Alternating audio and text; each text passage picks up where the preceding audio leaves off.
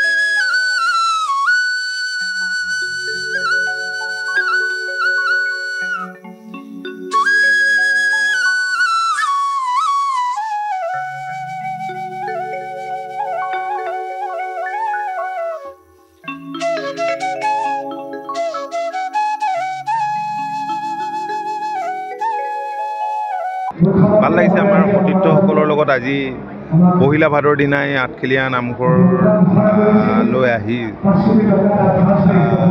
অত্যন্ত সুখ অনুভৱ এটা অতি আধ্যাত্মিক পৰিৱেশ। আমি প্ৰভু ভগৱন্তৰ ওচৰত প্ৰাৰ্থনা জনাইছোঁ ৰাইজৰ মংগল, ৰাইজৰ যাতে মংগল।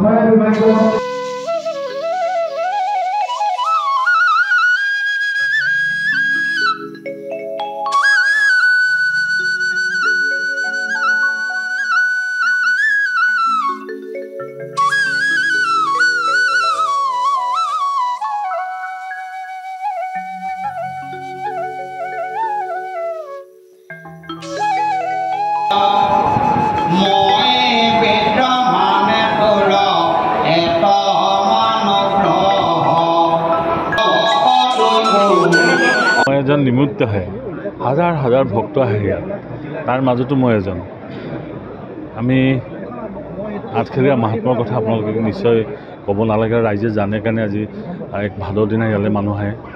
মানুহৰ বিশ্বাস, মানুহৰ ঈশ্বৰৰ চিন্তা আৰু মানুহৰ অন্তৰৰ পৰা যিখিনি ভাৱ ভক্তি আছে সকলো ঈশ্বৰৰ ওচৰত সমৰ্পণ কৰে আৰু সেইকাৰণেই এনে অনুষ্ঠানবিলাকত আহে। আৰু আঠখেলীয়া নামঘৰ নিজে এটা স্বনামধন্য অনুষ্ঠান আৰু এই অনুষ্ঠানটিত আজি প্ৰথমবাৰৰ কাৰণে মই এক ভাদৰ দিনা ইয়াত উপস্থিত হৈছোঁ। আগতে আহোঁ আমি বিভিন্ন সময়ত, কিন্তু এক ভাদৰ দিনা আজি উপস্থিত হৈছোঁ। ৰাইজৰ ভক্তি, ৰাইজৰ মৰম চেনেহ দেখি আচৰিতভাৱে মই আপ্লুত হৈছোঁ। আৰু ইয়াৰ পৰিচালনা সমিতি লগতে স্থানীয় বিধায়িকা উজনা নেওগ ডাঙৰীয়ানী, তেখেতসকলৰ যিটো আহ্বান সেইটো ভাবিব লগা।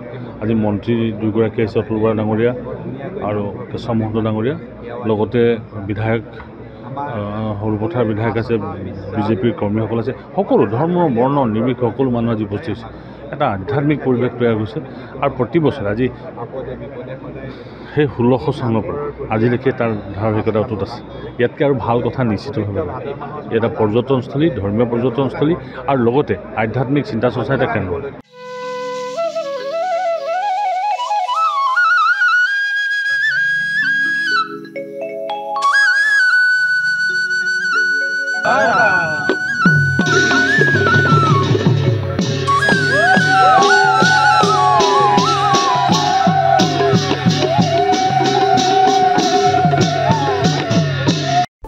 যিকোনো খবৰৰ বাবে যোগাযোগ কৰক 7099017330 অথবা 7099017990 নম্বৰত।